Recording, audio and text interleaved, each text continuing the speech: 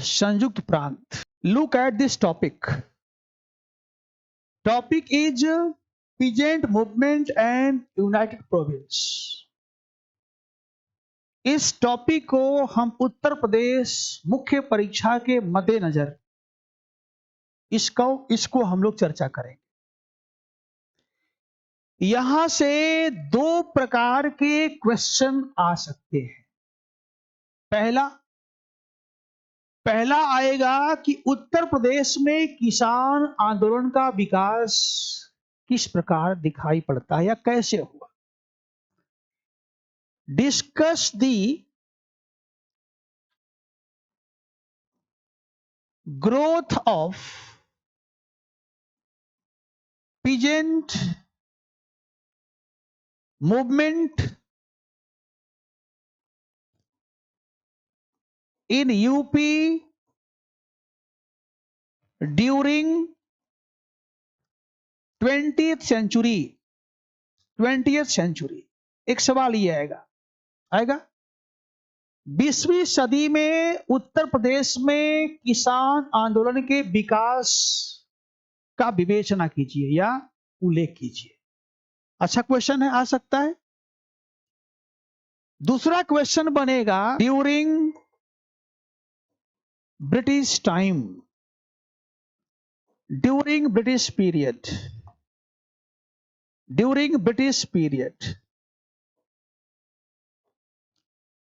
और limits could be either 125 or 200, anything could be।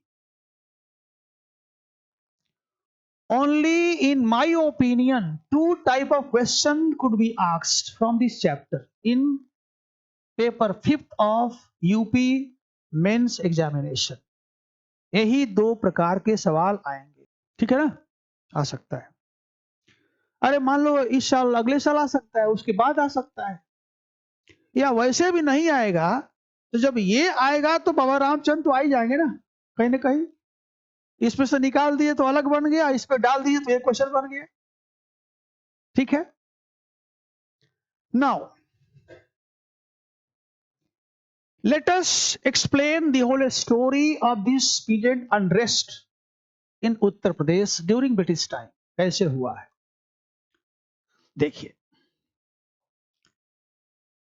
हम UP की बात करें तो मूलतः ब्रिटिश टाइम में और 20वीं सदी में तीन प्रोमिनेंट मूवमेंट्स हमें दिखाई पड़ते। तीन प्रोमिनेंट,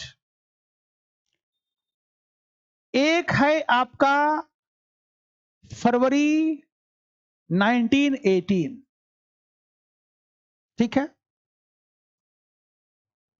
जब यूपी किसान सभा का गठन किया गया और उसके नेतृत्व में आंदोलन चला। जब टूटा, ये कुछ इंटरनल कॉन्ट्राडिक्शन थे, हम लोग चर्चा करेंगे। देन इन अक्टूबर 1920 एक दूसरा संस्था बना जिसको हम कहते हैं अवध किसान सभा। अवध किसान सभा बना क्योंकि ये जो है इट हैज बिकम ऑर्थोडॉक्स, ये थोड़ा रूढ़िवादी हो चुका था, ये थोड़ा रेडिकल नहीं होना चाहता था, ये कांग्रेस के साथ मिलकर नहीं चलना चाहता। इसलिए जो कांग्रेस के साथ मिलकर चलना चाहते थे उन्होंने इसका साथ छोड़ दिया and they form their own party. जब इसका डिक्लाइन हो गया तब 1921 में एका आंदोलन चला। एका आंदोलन चला जो कि एक तरह से गांधीयन मूवमेंट से बिल्कुल डिटैच था, राइट। इसके ओरिजिन में असहयोग का योगदान तो था, लेकिन जो इसको संचालित करने वाले थे they did not follow the non-violent rules of Congress, है ना। so it became violent, ये बन गया हिंसक बन गया। समझ गए बात। यही 3 आंदोलन चले। आज जब भी आप कथा कहेंगे कि 20वीं सदी में यूपी में किसान आंदोलन, तो इसका मतलब यही 3 है। कहीं किताब में लिखेंगे केवल 3 ही है इंपॉर्टेंट। ठीक है, तो आइए हम इस बात को समझने का प्रयास करते हैं कि आखिरकार क्या ऐसी परिस्थितियां थी कि उत्तर प्रदेश भी कृषक विद्रोह से पृथक नहीं रह सका। थोड़ा सा हम एक राष्ट्रीय बैकग्राउंड लेंगे, अब फिर हम सीधे एंट्री करेंगे संयुक्त प्रांत के अंदर। राइट, पहले समझिए फिर लिखवा देंगे। देखिए, वैसे तो 19 सेंचुरी का जो दौर था, तो 19 सेंचुरी का दौर भी कृषक विद्रोह से अछूता नहीं था। 19 सेंचुरी में भी भारत में कई जगह कृषक विद्रोह हुए थे, और 19 सेंचुरी का खास विशेषता भी बना जाता है peasant unrest against British exploitation, है ना। लेकिन जो 20वीं सदी में आंदोलन हुए, वे इससे कई मामलों में डिफरेंट थे। जैसे आपने पढ़ा होगा कि बंगाल में इंडिगो रिवोल्ट हुआ था, 1859-60 हुआ था। बंगाल में ही 1873 में पवना रिवोल्ट भी हुआ था। पवना रिवोल्ट हुआ था, जिस पर हम चर्चा नहीं करेंगे ये सब, क्योंकि बस एक बैकग्राउंड बता रहे हैं आपको। लिखवाएंगे कहां से, वहां भी चर्चा नहीं करेंगे, हम चर्चा करेंगे सीधे यहां पर हम, ठीक है ना। लेकिन बस एक दिमाग में एक सेटअप आ जाए कि कैसे हमें अप्रोच करना है। राइट, इसके अलावे 1873 के दौरान जो है, अहमदनगर और पूना में भी डेक्कन रिवोल्ट हुआ था, दक्कन विद्रोह हुआ था यहां भी। तो 19 सेंचुरी में होने वाले कई विद्रोह में ये 3 सबसे खास विद्रोह थे, एक पश्चिमी भारत में और 2 पूर्वी भारत। लेकिन इनसे जो यहां विद्रोह होता है वो अपने आप में खास है। समझिएगा, पहले 19 सेंचुरी के दौरान India also witnessed the rise of various peasant unrest in different parts of India. कई जगह हमें 20वीं सदी में विद्रोह दिखाई पड़ते हैं। हम उनकी बात करें तो let me just name them, क्या क्या उनका नाम है। हम देखते हैं तो अपना बिहार में हमें चंपारण रिवोल्ट दिखाई पड़ता है, राइट, 1917 में। 1918 की बात करें तो हमें गुजरात में खेड़ा विद्रोह दिखाई पड़ता है। 1918 में खेड़ा विद्रोह दिखाई पड़ता है, और ये 1917 में चंपारण विद्रोह दिखाई पड़ता है। हम 1921 की बात करें तो आपका केरला के अंदर जो है मोपला रिवोल्ट दिखाई पड़ता है, मोपला विद्रोह दिखाई पड़ता है ना, राइट। और फिर हम 1928 की बात करें तो गुजरात में ही हमें बारदोली रिवोल्ट भी दिखाई पड़ता है 1928 में। इन्हीं कड़ी में यूपी में भी विद्रोह को देखना चाहिए। जब पूरे भारत में किसान जाग गया है, अपने दुख को वो व्यक्त करना चाहता है, जो एक मशीनरी है जिसमें सरकार भी है, जिसमें जमींदार भी है, जिसमें ठेकेदार भी है, और जिसमें साहूकार भी है, इन सबका जो एक तंत्र है, उस तंत्र को एक तरह से नष्ट करने के लिए जो कृषक विद्रोह हो रहे थे भारत के अन्य मुल्कों में, तो यूपी भी उसी का एक कड़ी है। अब मेरा यहां ध्यान है यूपी से, करेक्ट। तो जब भी हम अपना आंसर को शुरू करेंगे तो ऊपर के 2 लाइन में हम इन सबको टच करते हुए यूपी के अंदर जाएंगे। जैसे कि 19वीं सेंचुरी में कृषक असंतोष एक इंपॉर्टेंट, एक महत्वपूर्ण परिघटना मानी जाती है। लेकिन 20वीं सदी के दौरान भारत में कई स्थानों पर कृषक विद्रोह हुए, जिनमें ये और इन सबका चरित्र अपने पहले के आंदोलनों से बिल्कुल भिन्न था। अब जहां तक यूपी का प्रश्न है तो अब सीधे यूपी की बात हम आंसर भी करेंगे उसी तरह से। इसमें क्या हुआ कि बिना मतलब घुमाने की बात भी नहीं हुई, और हाँ एक मैपिंग कर देंगे यूपी का। अब ये सब आपका ड्यूटी है, ठीक है ना। मैपिंग ये है कि जैसे मान लो हमने कहा प्रतापगढ़, तो आप मैपिंग बनाइए, प्रतापगढ़ लोकेट करिए।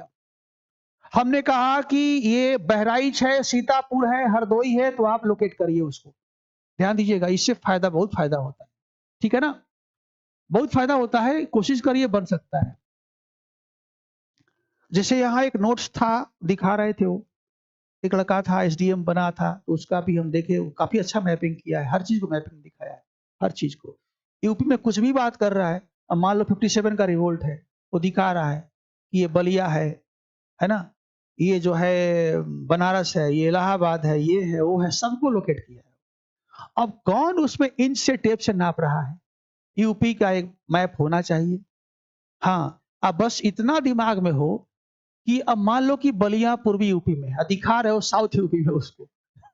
तो ऐसा गलती होता है ना मेरे भाई, तो ऐसा गलती ना करो। यूपी में पूरब में दिखाओ, लेकिन ऐसा जगह दिखाओ कि लगे कि पूरब में। अब ऐसा नहीं है कि वो टेप लेकर देख रहा है कि ये जो है ये क्या कहते हैं बलिया गाजीपुर है, ऐसा नहीं होता है। हाँ हाँ हाँ हाँ, तो गलती उसमें तो, और वो तो बैक फायर कर जाएगा। हाँ, वो तो आपकी पोले खोल देगा एक तरह से।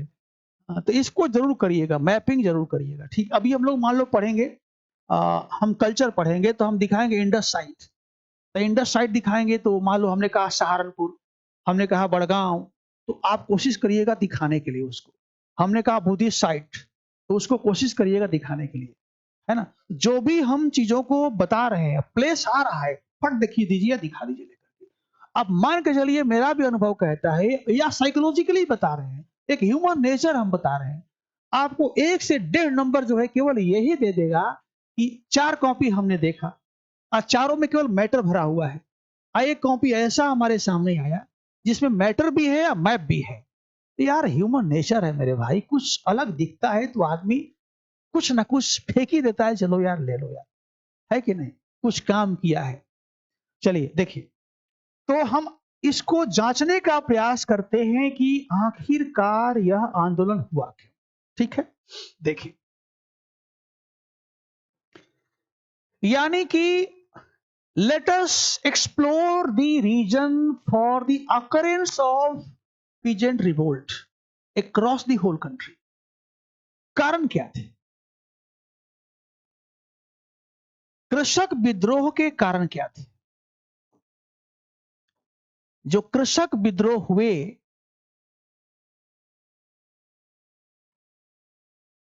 उसका कारण क्या थे?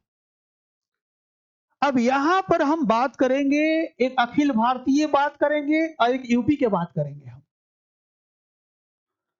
यही चीज यहां भी आएगा, लेकिन कुछ अलग तरह से यहां आएगा।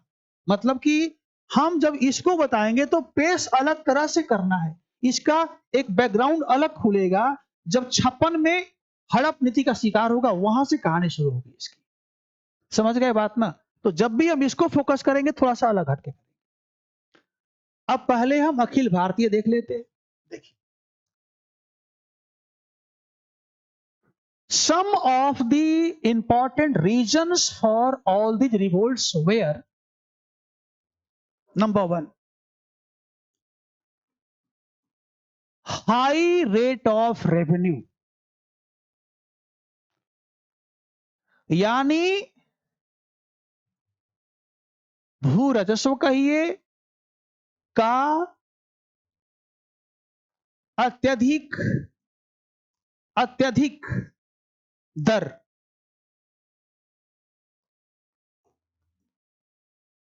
अत्यधिक दर, ये सबसे पहला कारण है। High rate of revenue, even जब ड्राउट पड़ रहा है तब भी मांग रहा है, सूखा पड़ रहा है तब भी मांग रहा है, खेत बेच के लाओ, तुमको देना पड़ेगा। हम सब जानते हैं कि UP was under the Mahalwari system, जिसमें उस समय लगभग 66% रेवेन्यू का मांग था जब लागू किया गया था। 66%, सोचिए आप।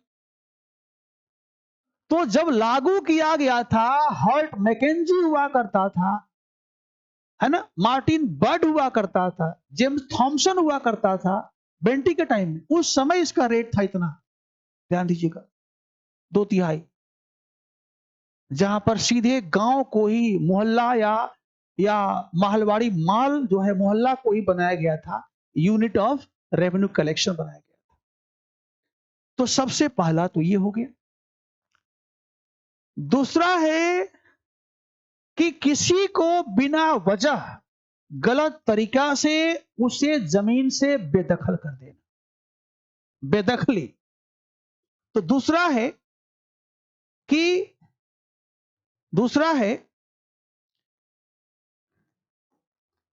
कृषकों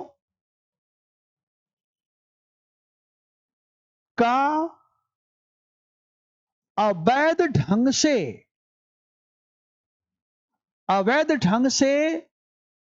बेदखली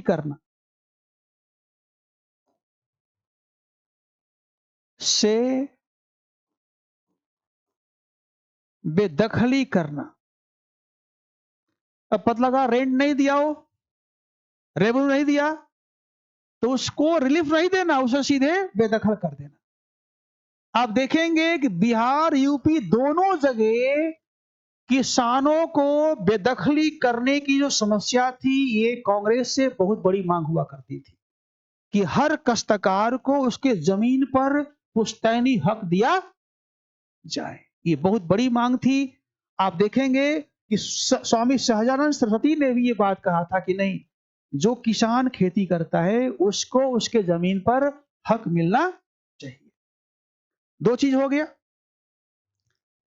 तीसरा कॉजेज की बात हम करते हैं तो गलत तरह से नजराना मांगना, गिफ्ट मांगना, ठीक है, साथ में किसानों से बेगार लेना,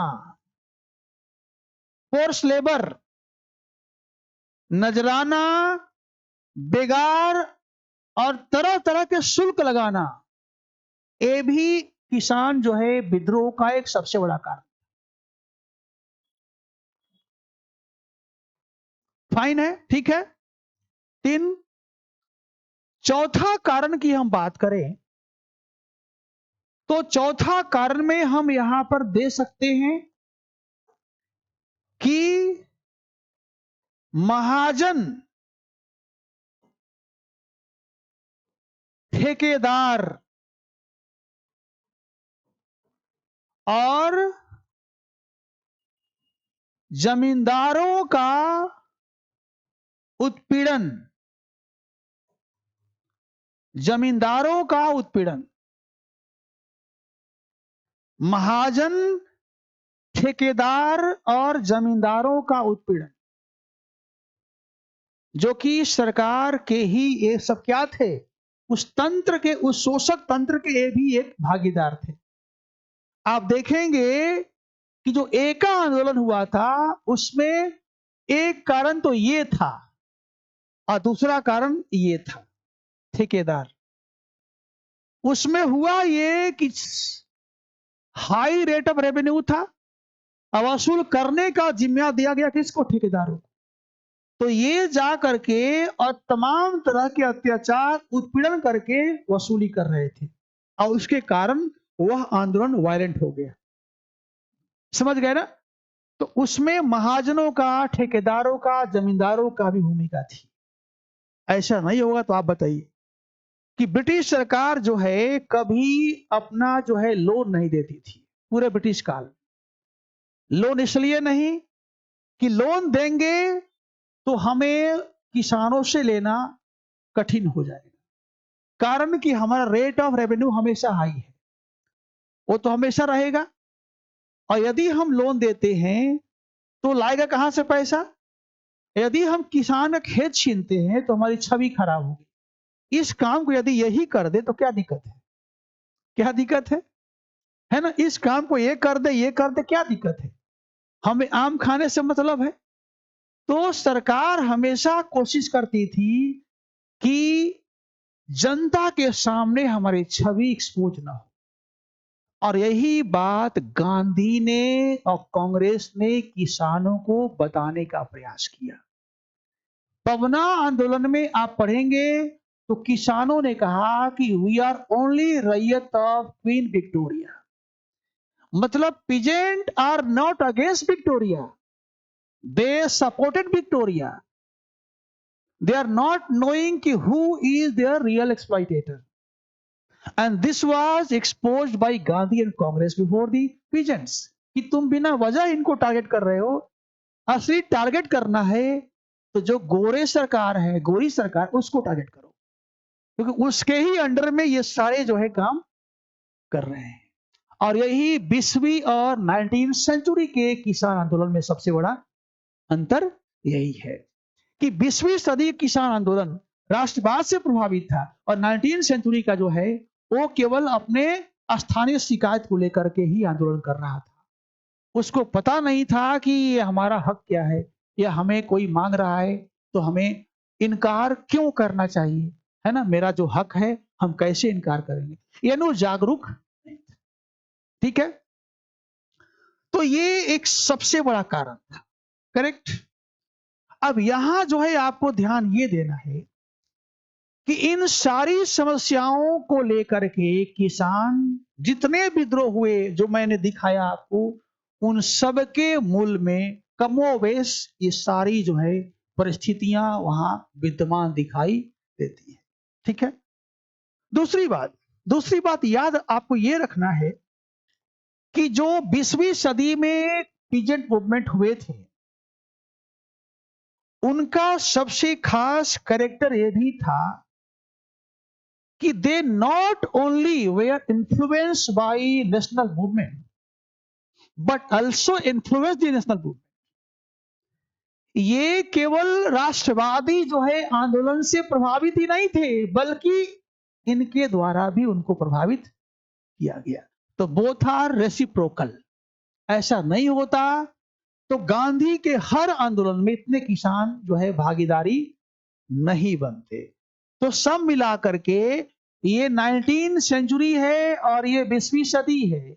यहां पर हम क्या देख रहे हैं कि पीजेंट जो है वो हमेशा कांग्रेस से सहायता चाहता है, उससे वो कुछ चाहता है कि यहाँ के नेता हमारे पास आए, हमें गाइड करें। याद करिए चंपारण रिवोल्ट में देखेंगे आप कि राजकुमार शुक्ला आया था लखनऊ और तिलक से मिला, तिलक ने लिफ्ट नहीं दिया कि अरे छोड़िए कहां जाएंगे। तब गांधी से मिला और गांधी को तब तक नहीं छोड़ा जब तक गांधी ने प्रॉमिस नहीं किया कि हम चंपारण आएंगे। वो घर नहीं गया, लखनऊ से वो कलकत्ता आ गया गांधी के पीछे पीछे, और कलकत्ता में जाकर गांधी ने कहा कि हम आएंगे, तब हो गया। दैट शोज कि peasant now began to realise the need of Congress to lead their movement, है कि नहीं? ये बात शो करता, यही एक रिमार्केबल फीचर है that distinguish the movement up to this end this, है कि नहीं? तो आइए हम चलते हैं उत्तर प्रदेश की ओर चलते हैं। करेक्ट, फिर हम लिखवा देंगे, पहले समझ लीजिए ये अखिल भारतीय है, राइट? अब देखिए क्या होता है।